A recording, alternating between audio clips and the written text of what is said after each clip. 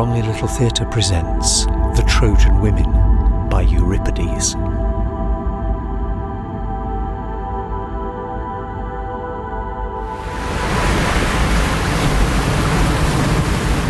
I, Poseidon, god of the sea, have risen from the ocean's depths, where choirs of sea nymphs dance in the foam, to gaze down on the smouldering ruins of my city that was Troy. Apollo and I built this city together, every stone we laid, every measurement exact. The ring of walls and towers, shimmering citadels and spires. Since then I have loved every part of it.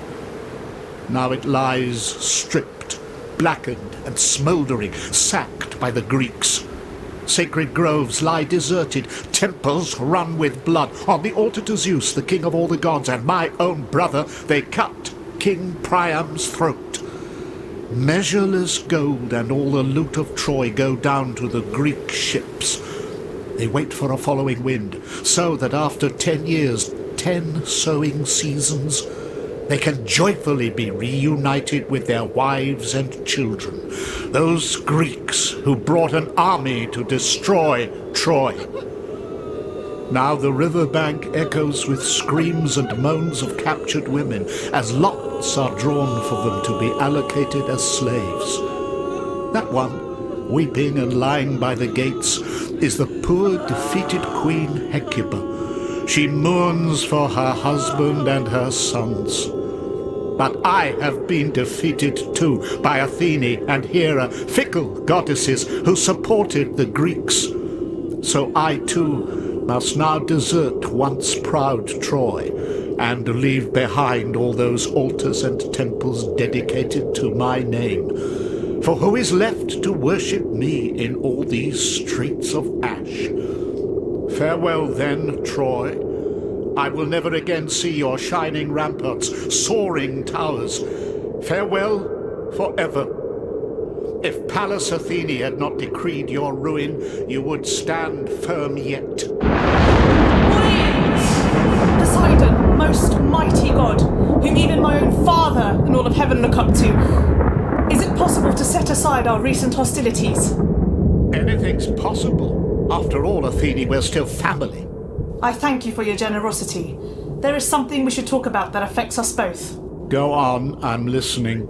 I want us to form a powerful alliance together, on behalf of Troy. You don't make any sense. How can your hatred turn so suddenly to compassion for the city you just incinerated? We don't have much time. Just answer me, please. Will you join me and support my plans? First, I need to know for sure. Whose side are you on now, Greece or Troy? I'm on the side of Troy, and I'm determined to cause those Greeks a disastrous journey home. As the goddess of reason, how can you explain such a radical change in your loyalties? Where is the logic? I have been insulted. My temple desecrated. Ajax dragged Cassandra from sanctuary. The Greeks didn't even punish him for this sacrilegious profanity. Not even a reprimand. And now the temple dedicated to me burns. And after all the help you gave them to win the war, what gratitude! They will be punished for that. Together, we shall make them suffer. You have done me a great wrong. My temple also burns. My city lies in ruins. Your treachery will not be forgotten. But as I said, we're family, so I will help you. What do you need? We must bring about a catastrophic return voyage. Zeus has promised fearful hail and inky tempests from the sky, and will hurl down fiery thunderbolts to strike the Greek ships and burn them at sea. You must make the seas roar with mighty billows and whirlpools and spew out corpses into the hollow bays so that the Greeks will learn their lesson and in the future respect my temples and show humility to the gods. It shall be done. I will raise a tempest of such magnitude across the Aegean that the beaches of Mykonos and the rocks of Delos to Skyros and Lemnos and the headlands of Capheria will be piled high with the bloated corpses of the drowned. When the Greeks cast off their ships, tell your father to hurl down his lightning bolts. When a man sacks cities, destroys sacred temples and the tombs of the dead, he is a fool. and his own destruction follows close behind.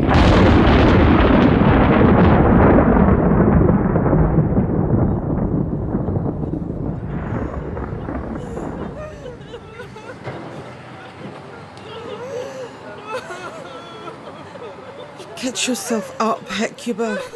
Shake off your misery. Raise your head. Ignore your aches and pains. You're at rock bottom today, but tomorrow your fortunes could change. Though your old life is destroyed, stay strong. Be resilient. Endure the present. Swim with the stream. No use struggling against the tide. When fate strikes, go with it. But I can't. What courage I have is weighed down by grief for my burning home, my sons and husband, all lost. What anguish must I suppress, and what sorrow can I declare? My heart would burst.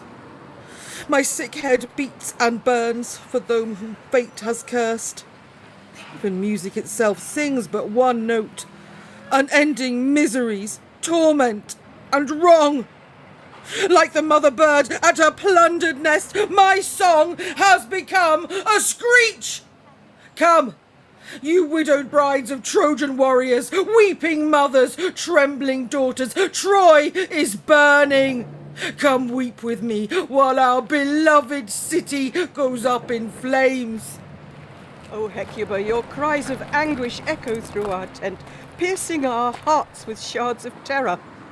We face a life of slavery. What shall we do? Look down at the harbour. Even now the Greeks are preparing their ships, ready to leave. What will they do to us? Will they take us now? I don't know. But prepare yourself for ruin. It's too much to bear.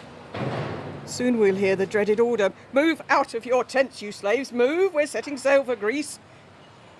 Come on out, you Trojan sisters, all of you, and see for yourselves what fate has in store for you.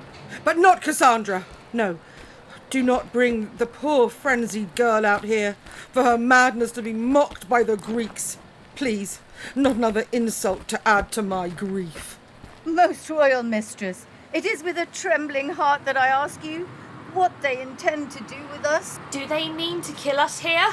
Force us on their ships? Ravage us? My children, I don't know. Think of the worst. It will be that. The worst. It will be that. When will a messenger come with news? Have we been allotted yet? And when will we be told? Soon. It will be soon. I can't bear the weight. What unknown man will force me from my homeland and carry me across the seas to some bleak island? And whose slave shall I become in my old age, in what far country? A wretched old woman, worthless, an empty shell. Yes, sir. No, sir. Answering their door or tending to their spoilt offspring. An aged, useless ghost. Unknown, ignored. A shadow of death. A slave. I, who was once a queen. Queen of Troy. Never again to hear the sweet song of my shuttle as it passes back and forth across the loom in the shadow of Mount Ida. Fetching and carrying for them, at the mercy of their every whim. My husband and children are all dead. Only the enduring memory of their bloody corpses remains. Cherish the memories of when they lived. Be strong. There is worse to come. Best be ready. Worse? How? To be dragged unwillingly to a Greek man's bed. I shudder at the thought of how my woman's body might surrender to desire. Gods curse such a time, and the evil powers that bring us to it. I've heard that the plain of Thessaly at the foot of Mount Olympus promises a good life even for a slave. Let's hope I end up there. Or perhaps in famous Athens, where the streets are paved with gold. Or so they say. Anywhere, other than to Sparta, the hateful home of Helen, to watch her gloat. In triumph and forced to be a slave to Menelaus? The monster who sacked Troy. Look, someone's coming. Who is it? A messenger from the Greek army, hurrying here with urgent orders. What has been decided? What will be his message? Now our slavery begins. There can be no escape. Hecuba, remember me? Talthybius, messenger from the Greek camp. We've met before, on many occasions. I have some news for you. Women of Troy, dear friends, the dreaded news is here. You have all been allotted. Is that what you feared? Where? Where must we go? Tell us where. You've been allocated separately. Each chosen by lot, each to a different man. So who goes to who? Which man? Which woman? Is it joy or tears? Name them one by one. I'll tell you. Then tell me, Cassandra. Agamemnon chose her for himself. What? To be a slave to Clytemnestra? I feared as much. Not at all. Our great king wants her as his bedmate, his concubine. This can't be. She is a consecrated virgin, blessed by the radiant Apollo to live in lifelong purity. Of course. Don't you see? It's this guarantee of virginity that places her in such high esteem with His Majesty. Oh, my child. Hurl down your temple keys, strip off your sacred robes, trample your garlands on the ground. Come on now. It's quite an honour to be a king's mistress. And what of Polyxena, my other daughter? She serves Achilles at his tomb. Attended at a tomb? My daughter? Talthybius, is this some strange Greek tradition? Be glad for her. Her pains at an end. What does this mean? Is she alive? Does she see the sun? She's found peace there. Her suffering is at an end. And Andromache? As widow of the heroic Hector, she too was a chosen prize, and goes to Achilles' son. And what of me, leaning on my stick, white-haired Hecuba? Whose slave am I? You are allotted to Ulysses, a slave in his household. Ulysses? No. No. This is the cruelest fate of all. Anyone but him. To be that monster slave. I spit on him! Liar, deceiver, whose treacherous tongue twists truth to lies, friendship to hatred, mocks right and honours wrong. Oh, Ulysses! Oh, women of Troy, weep for me, your most unhappy queen! And what about us? What's to become of us? Just wait. You'll all be divvied up soon enough. Now, fetch Cassandra here. Agamemnon grows impatient to receive his prize. What is that? That red glow? Fire in the tents? Are the women burning their dwellings? Not setting fire to themselves? Ah, a suicide pact. Death before exile. This will not do. The blame will fall on me. Fetch them out now. There will be no unfortunate suicides on my watch. Be quiet! There is no fire, no burning. It's Cassandra. She's mad.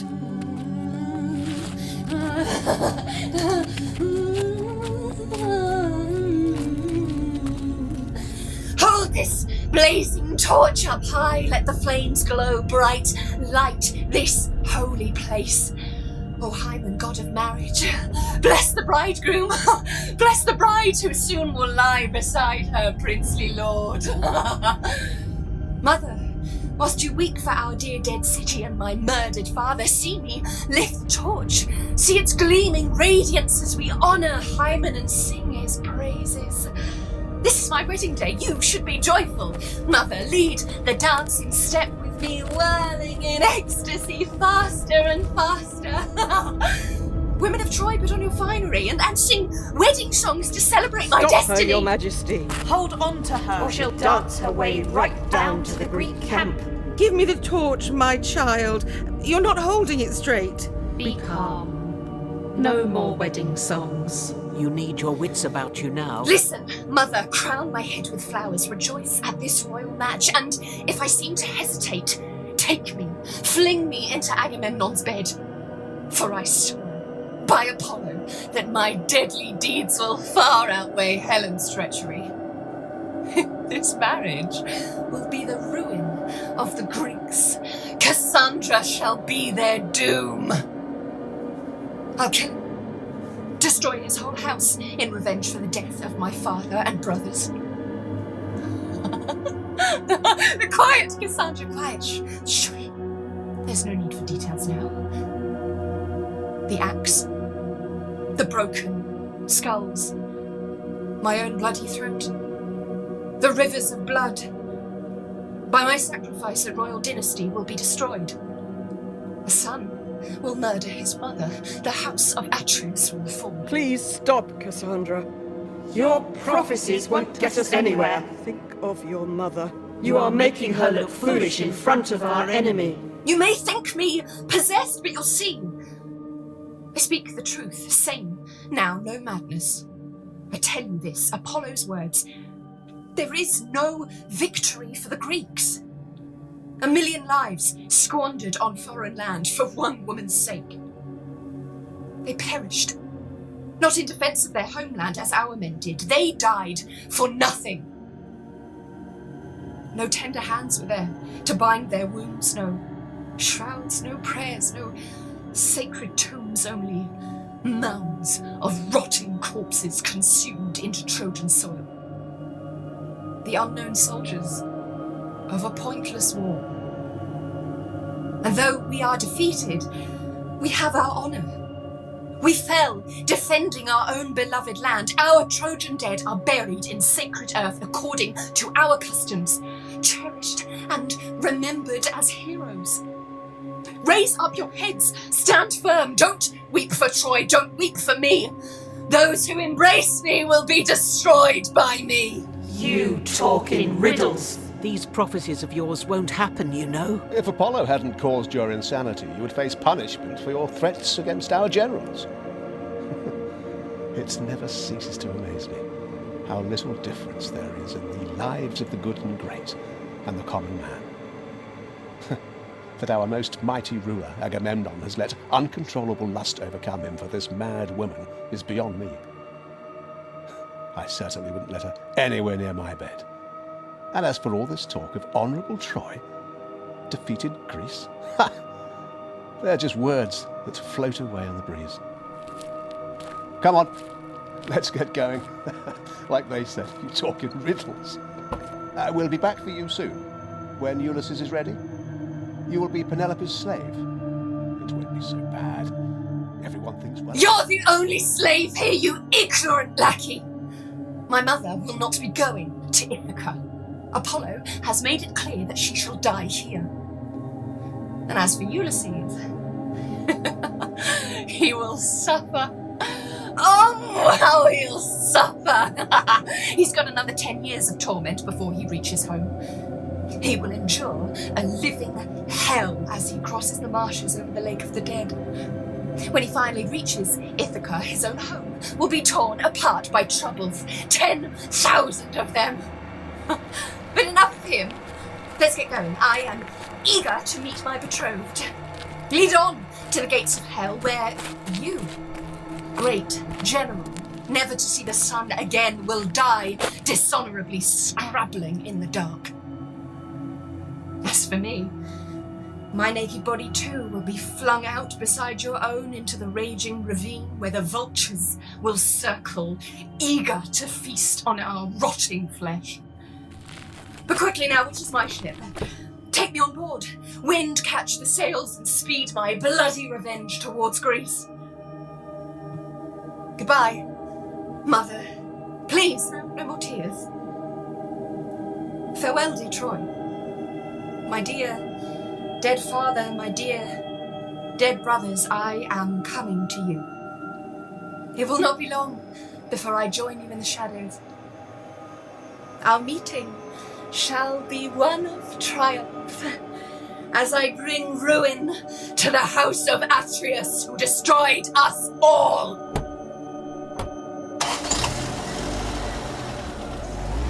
Most royal mistress, pray to the gods. It's our only hope. The gods?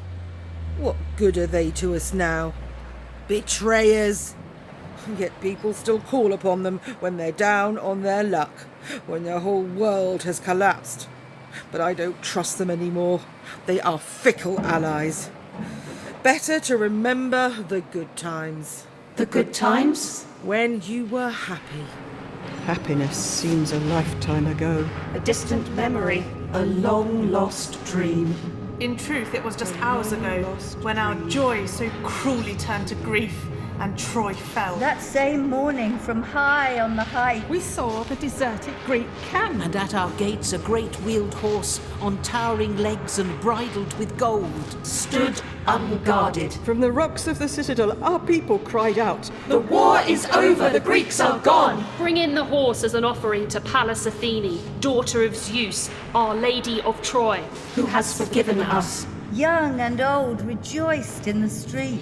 Roped with cables of twisted flax, they heaved it like a black ship to Athene's temple. They worked at it all day, and as night enfolded Troy, in celebration, the melodious sound of lutes filled the air. The old tunes were played. Our hearts were joined in singing, And in the rhythm of dancing feet, Torches in every house scattered the darkness, flickered in sleep. Just hours ago, we were singing our favourite songs, joining in the dance, when a shriek of death rang through the city. Trembling children clung To their mothers as war sprung forth from its hidden lair. and spread its sad red wings. Pallas had forgiven nothing. Our men and boys, Slaughtered. heads hacked off, Women ravished in their beds, mothers of Greek bastards, widows of our Trojan dead. Tweedledum and Tweedledee agreed to have a battle, for Tweedledum said Tweedledee had spoiled his nice new rattle. Your Majesty, a chariot approaches. It's Hector's widow, Andromache, with their son Astyanax in her arms. Where are you going? My Greek captors are taking me. Misery. Nothing but misery. Don't you sing my dirge of loss. Our loss. No, all mine. Bought with my husband's blood. You are all my children. No longer. We have grown old with tears. I weep for all my sons. I mourn for only Hector. I weep for our fallen city, smouldering in the smoke. This is all your fault. Because of you, the gods hate us now. You defied them and let Paris live. Your son, my brother who through his lust for that woman toppled Troy. Now the bloody corpses stretch at Pallas's feet. The scavengers feast hungry for meat, while we look on as slaves. No, stop. This is more than I can bear. Hector, my husband, where are you? I need you now. Save Can't me. help you now. Accept it. City lost. Children lost. All is lost. Only tears upon tears remain. They say suffering people can find some comfort in tears. To give voice to grief is a kind of pleasure. Comfort, pleasure. Can't you see what they're doing? We are loot, my son and I. Born royal and now slaves. A cruel twist of fate. Necessity is logical and merciless. We have no choice. Cassandra, torn from my arms. There's more to bear. Your daughter's dead. Polyxena. They cut her throat on Achilles' tomb. No. No. What a fool I am. I should have worked it out from that man's ambiguous words. I saw her body. Covered her with a veil. My poor child. What a terrible death. Butchered like an animal. Yes, a terrible death. And yet, it is over for her now. Happier than I, who am still alive. No. No one is happier dead. The living at least have hope. To be dead is to be nothing. Can't you see? There is no hope. What is there to live for? Listen to what I am saying. To be dead is the same as never to have been born. Far better than grovelling in the dirt. And so it is with Polyxena. No pain can touch her now, her sufferings forgotten, gone. But I still suffer, and I know that I suffer. I aimed high, gained my prize, a royal princess, a handsome prince. Everything lost. Riches to rags. I was so happy devoting myself to Hector, staying at home, raising our son, dutiful, contented, the ideal wife. But my spotless reputation has been my undoing, and I am to be the whore of Achilles' son, a slave in the very house of the man who murdered my husband. I tremble at the thought that my memory of Hector will be forgotten, and that I will give my heart to some other man and betray the dead. They say it takes but one night of pleasure for a woman's hate to turn to love. I spit on wives who transfer their desires so readily from bed to bed. Hector, you were the only man I ever loved, the first to touch my maiden flesh, to reveal the ecstasy of the marriage bed. And now the vision that this same flesh will surrender to passion when united with a stranger makes me want to tear myself to shreds. You say everyone living has hope. What hope have I? I cannot cheat myself with delusions of some future happiness. Your suffering is the same as ours. Your words echo how we feel. At sea, when sailors meet rough weather, they work hard to hold their course. But when there is a violent storm, they drop their sails, give in to fate and pray for calm waters. So it is with me.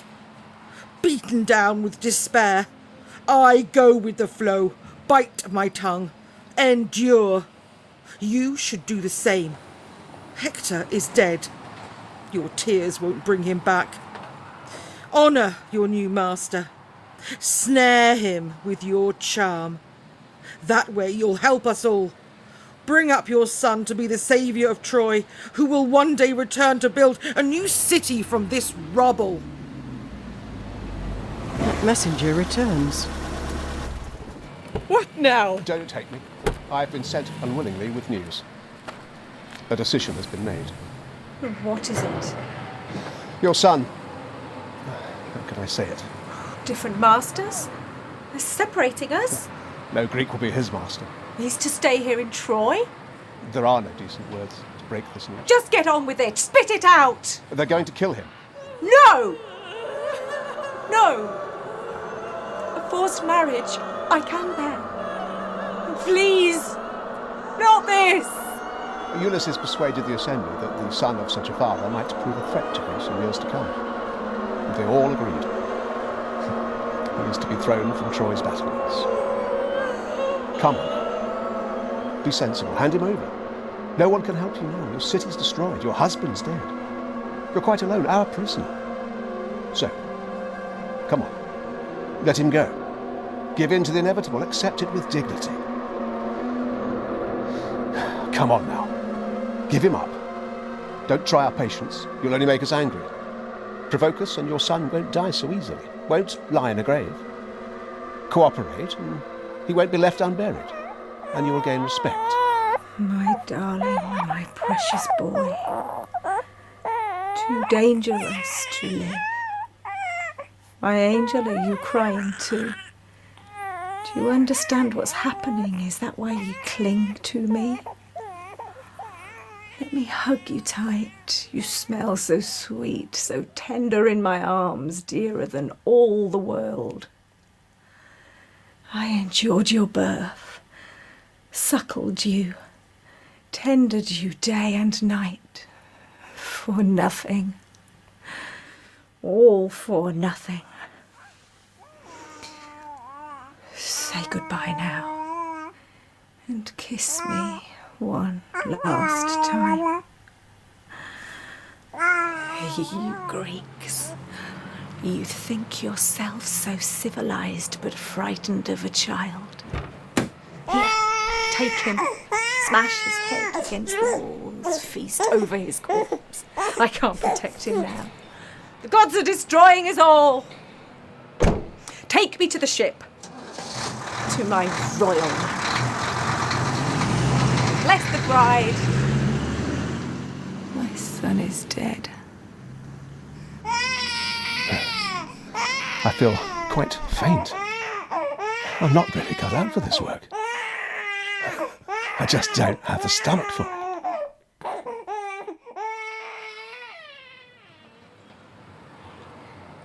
Oh, my sweet grandson, fate has robbed me of your young life. All we can do is mourn our loss.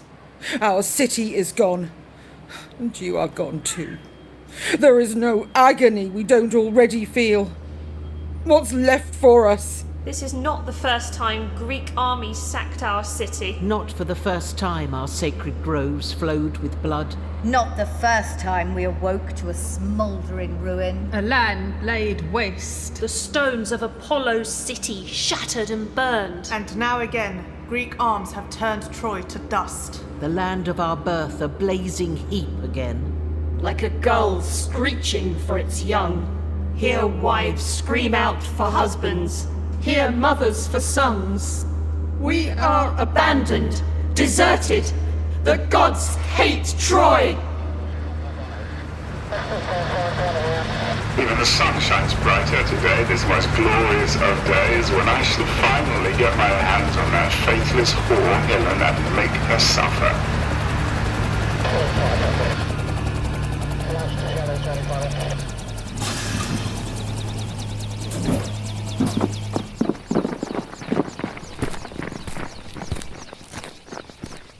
Yes, I am King Menelaus.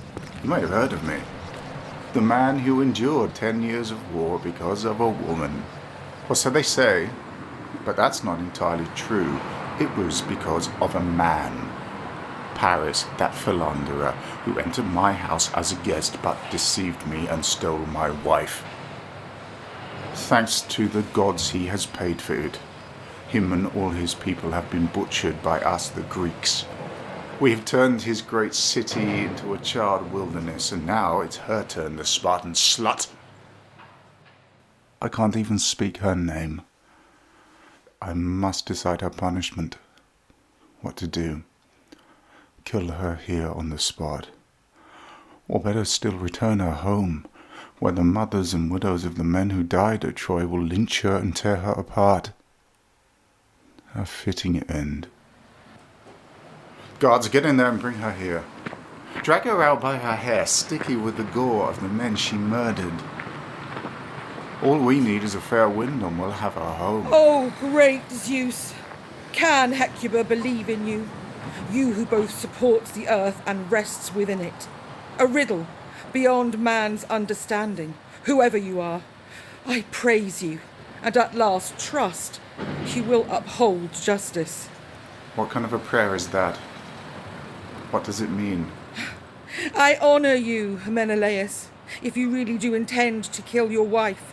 But I warn you, don't see her now. Don't risk becoming a slave to your lust again, as she dazzles you with her beguiling smile. With just one look, she captures men's eyes, destroys cities, burns houses to the ground. I know her, and so do you. And all those who have suffered know. Leave now. Please don't see her. Enough! This is ridiculous. Bring her to me. Menelaus, my love, what's happening? Are you trying to frighten me? Your men have dragged me here so violently. I know you hate me. I'm almost sure you do. But please, let me ask just one thing. Are you going to kill me?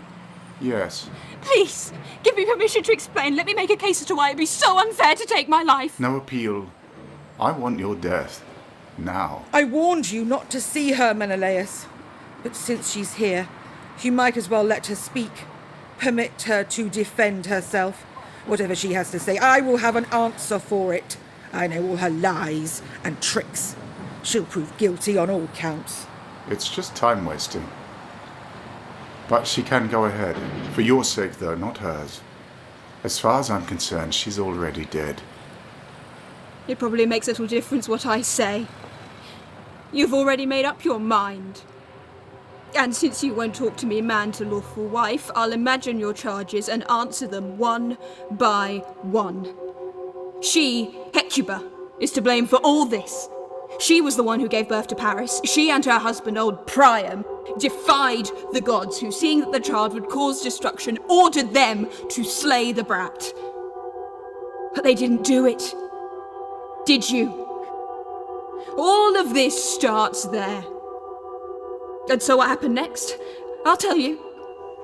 Paris was asked to judge a beauty contest amongst 3 rival goddesses: Pallas Athene, Hera, and Aphrodite. Pallas offered him the whole of Greece at the head of a mighty army. Hera promised both Europe and Asia if he chose her. But Aphrodite only offered me. She simply described my beauty. Of course, as you know, Aphrodite won. And your luck was in. My luckless marriage benefited Greece. Your gain was my loss, sold for my beauty and damned by those who should respect and honour my sacrifice. No doubt you wonder why I failed to resist and slipped away from you. Paris did not come alone to our home. There was an all-powerful goddess at his side, and you were a thoughtless husband. You set sail for Crete, leaving me alone with our charmed guest. And my next question is to myself. What was I thinking?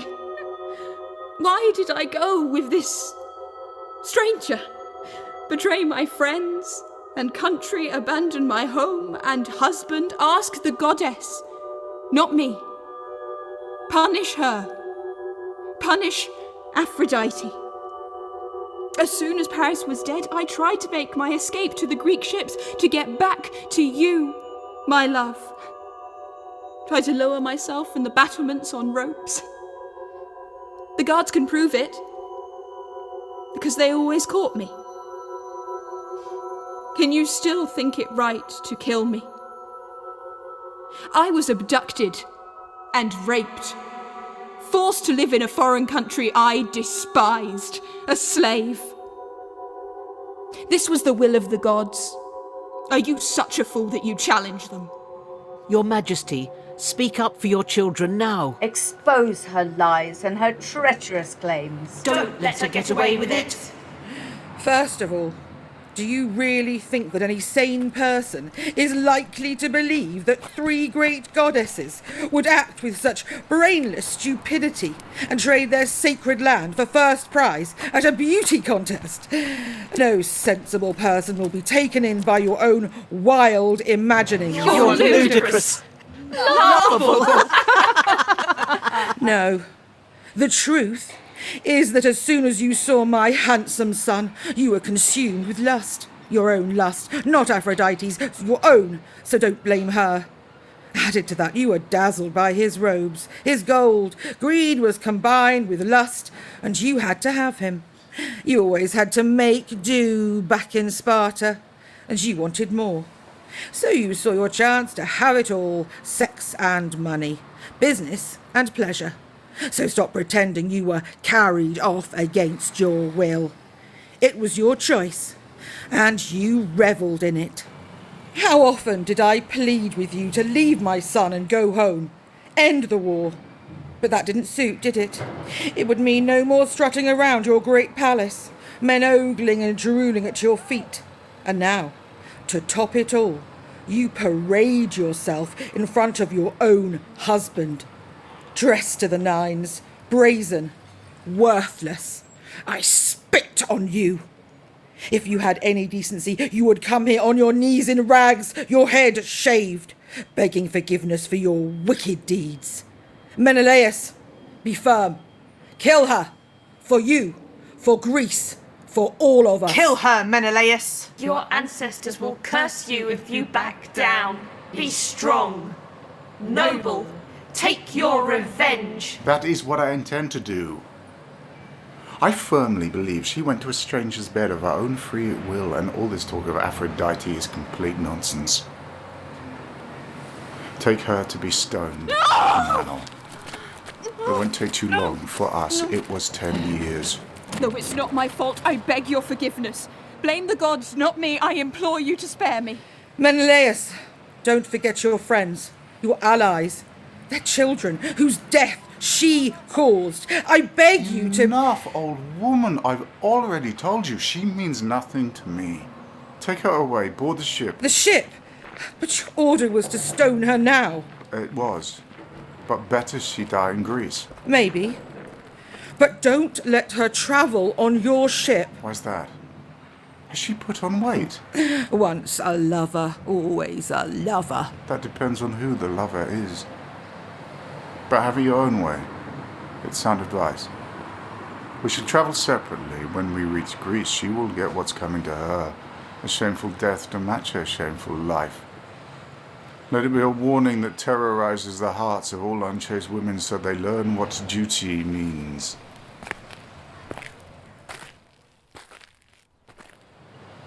Do you think he has the strength to carry out the sentence? Will they sail on different ships? Or will his reputation as her sexual slave triumph despite his promise of revenge? No doubt between our ruins and the beach she will wheedle her way onto his ship, into his bed, and return with him to Sparta, his wife and queen. And as before, men will kill, torture, destroy, abase themselves to kiss the ground she walks on. And we are left with nothing. Absolutely nothing. It's clear now, Zeus, you have betrayed us to the Greeks, in every way. Our sacred temples, our altars, the sweet smoke of myrrh rising to the heavens. Our citadels, our fertile glens, snow-swollen streams, the glow of dawn illuminating our precious land, are gone. No more hallowed rituals, hushed singing in the mystic night. The beauty of our festivals at each full moon are gone. Our uneasy hearts fear your disregard for us as you look down on the embers of our home. The husbands who we loved, the fathers of our children, will walk this charred land as ghastly spectres. The unwashed, the unburied dead. And we, their widows, will be shipped off to hostile foreign lands, where only old age and loneliness will greet us. Whilst Helen is raised to glory once again, and preens herself in golden mirrors, vainly admiring her self-satisfying beauty. Our one final prayer, if any gods exist to hear it, is for a blazing thunderbolt to hurl through space and obliterate this most perfidious of vessels. Let it burn and sink, and she whose face launched those 1,000 ships be washed up on some far-off shore. Naked, bloated, food for the fish. Justice for Troy! No. More agony, grief upon grief. Look! They're bringing us the body of little Astyanax. They threw him like stone from the city walls.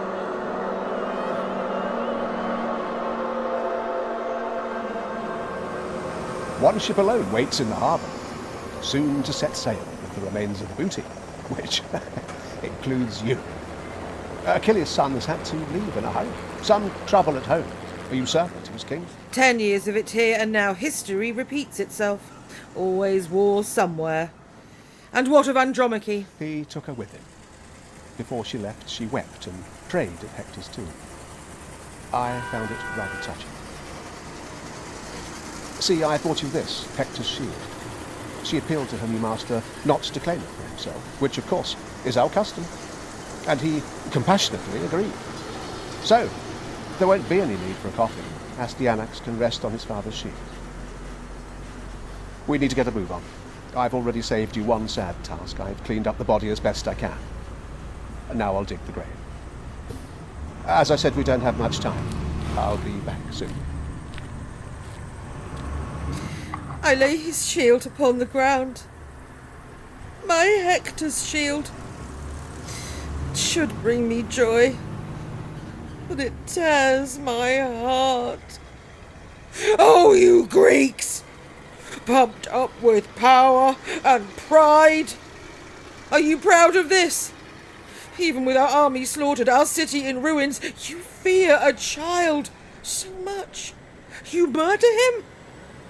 His final resting place, a little tomb deserted here amongst the shattered columns of our city. And carved upon it will be, "Here lies a murdered child, because he frightened Greece." Cowards! I despise you and your irrational, stupid fear. Oh, my little one. To die so young. Never to know your manhood's strength, love's sweetness and the godlike pride of kingship. All your life ahead of you. All the world in these tiny hands. The image of your fathers. They hang limp and lifeless now. The old buries the young. The world turned upside down. You vicious gods! You planned all this! Troy was always the chosen target of your hatred! What was our offence? Weren't our sacrifices good enough? The answer's no. They were in vain. But perhaps one thing you didn't plan. Our great fall from grace has saved us from obscurity, and our sufferings shall be immortalized in song and verse throughout the centuries. The story of the wooden horse, that tawdry Greek trick, will reverberate around the globe, and the courage of Troy will be eternal. Please, dear Queen, don't offend the gods. There's always worse to come. Look, flames! They're setting the city alight! You all know the order. The time has come to get to work and burn the city down. And when that's done, we can get out of here. It shall be done. Home at last, after 10 long years. It's hard to believe. You women, when you hear the signal, file down to the beach. Our ships are ready to sail. And you, old woman, are allotted to Ulysses. Remember? He sent his servants to fetch you. This surely is the pinnacle of all my earthly sorrows. No point appealing to the gods. They don't hear us. Into the flames! Now! Into the embrace of our blazing city! Die now! Die here in Troy! She's turned mad with sorrow. Grab her. I can't have her going up in flames. Ulysses is waiting. Oh, earth of Troy! On our knees, we beat the ground and call on you to swallow us into this hallowed soil, where we shall walk for all eternity with the ghosts of those that we have loved.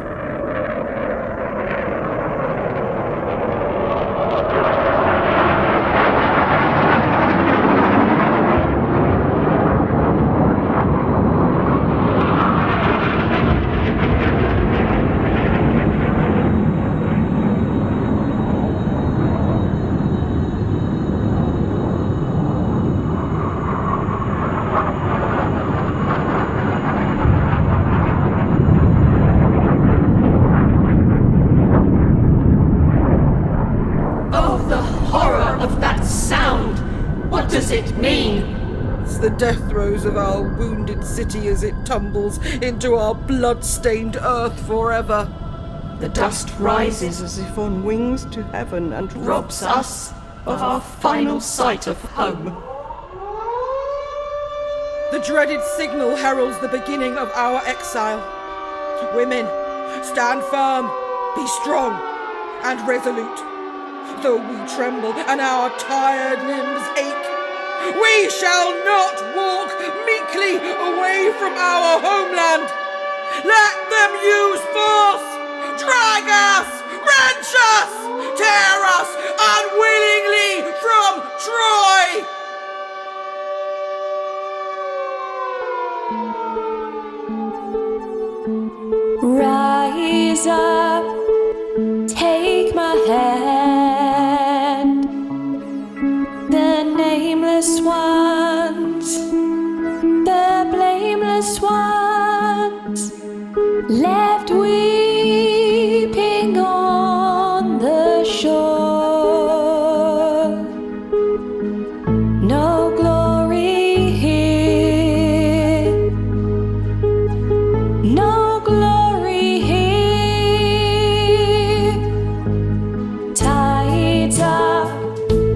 scours the land where mothers' sons killed mothers' sons. Now they could weep no more. No glory here. No glory here. God against God. God against man. Man against God. Man against man. An endless cycle of destruction from the cradle to the grave. Paper, scissors, rock. Chase you round the block. Sticks and stones will break your bones. Ready, aim, fire. The stakes are getting higher. Missiles primed and ready. Finger on the button. Steady. Chain reaction has begun. The mushroom cloud blacks out the sun. Stupid, bestial people. You sustain a constant state of war and call it peace. Playground tussles. Rival gangs, turf wars, Tribal disputes. Gangland standoffs. Border skirmishes. Religious conflicts. Full-on armed combat. Still waging war? Bombing cities. Torturing, burning, beheading, poisoning. The bomb has now become your god. Do you really believe that each new war will end all war? The suffering, the sorrow, the glory, the shame, the killing and the dying, it was all done in vain. Oh, women of Troy, it all happened again. And again. And again. And again. And again. Here's the score. No more war. Rise up, take my hand. The nameless ones, the blameless ones, left weeping on the shore. No glory here. No glory here.